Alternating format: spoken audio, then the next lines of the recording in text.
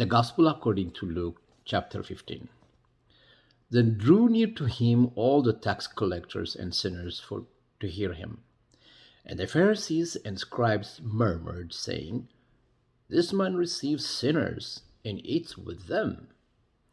And he spoke this parable to them, saying, What man of you, having 100 sheep, if he lose one of them, does not leave the 99 in the wilderness and go after which is lost until he finds it?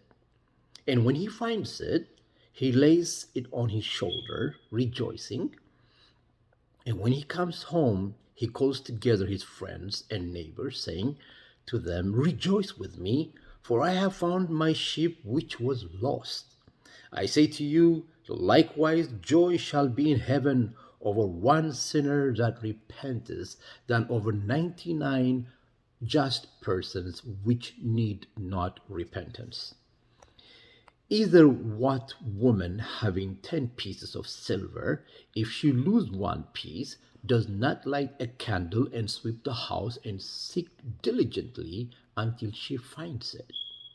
And when she has found it, she calls her friends and her neighbors together, saying, Rejoice with me, for I have found the piece which I had lost.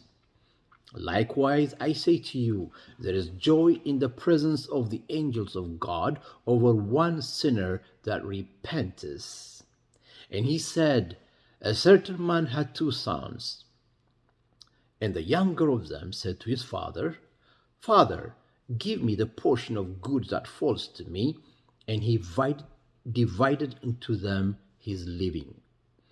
And not many days after, the younger son gathered all together and took to his journey into a far country, and there wasted his substance with riotous living.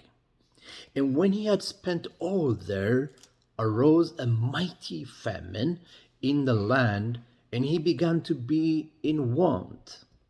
And he went and joined himself to a citizen of that country, and he sent him into his field to feed the swine. And he would fain have filled his belly with the husks that the swine did eat, and no man gave to him. And when he came to himself, he said, How many hired servants of my father's have bread enough to eat and to spare, and I perish with hunger? I will arise and go to my father, and will say to my father, Father, I have sinned against heaven and before you. I am no more worthy to be called your son. Make me as one of your hired servants. And he arose and came to his father. But when he was yet a great way off, his father saw him and had compassion, and ran and fell on his neck and kissed him. And the son said to him, Father, I have sinned against heaven and in your sight, and am no more worthy to be called your son.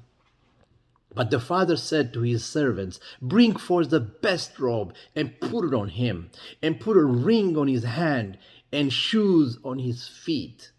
And bring hither the fatted calf, and kill it, and let us eat and be merry. For this my son was dead, and is alive again. He was lost, and is found. And they began to be merry.